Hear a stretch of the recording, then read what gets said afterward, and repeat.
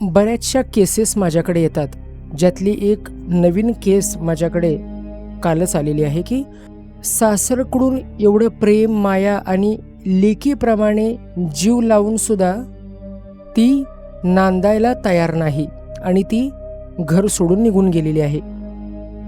आता हे करण्यामागे तुमचा नक्की काय हेतू आहे हे मला कारण कळायला पाहिजे.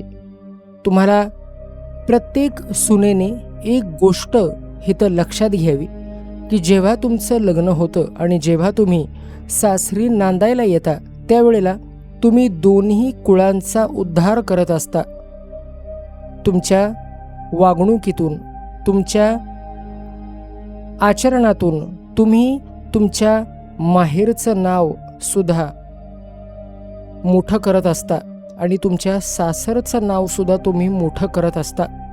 आणि जी स्त्री सासरी आल्यानंतर नाराज मनाने राहते ती दोन्ही कुळांचा नाश करत असते. एक स्त्री 42 कुळांचा उद्धार करते. जर नांदायला आलेली मुलगी तिच्या दिलेल्या घरी चांगली राहिली, जर तिला त्रास असेल तर त्या त्रासातून मार्ग काढण्यासाठी माहेरची लोक आणि आम्ही आहोत. पण विनाकारण जर तुम्हाला नांदायचं नसेल किंवा तुम्हाला चांगल्या लोकांना त्रास द्यायचा असेल तर अशा वेळेला दोन्ही कुळांचा नाश होत असतो आणि त्या स्त्रीच्या हातून देखील एक मोठं पाप घडत असतं आणि ते पाप कधीही क्षमा करण्यायोग्य नसतं. आज ह्या शॉर्टच्या माध्यमातून मी त्या सर्व सुनांना सांगतो की तुमचं जे काही असेल ते सोडवायला आम्ही आहोत. तुमचे प्रश्न मांडा.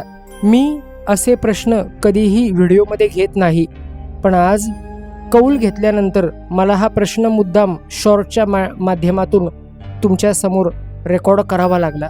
कारण शॉर्ट एक असं मीडियम आहे ज्याच्या थ्रू व्हिडिओ कमीत कमी वेळामध्ये जास्तीत जास्त लोकांपर्यंत पोहोचतात.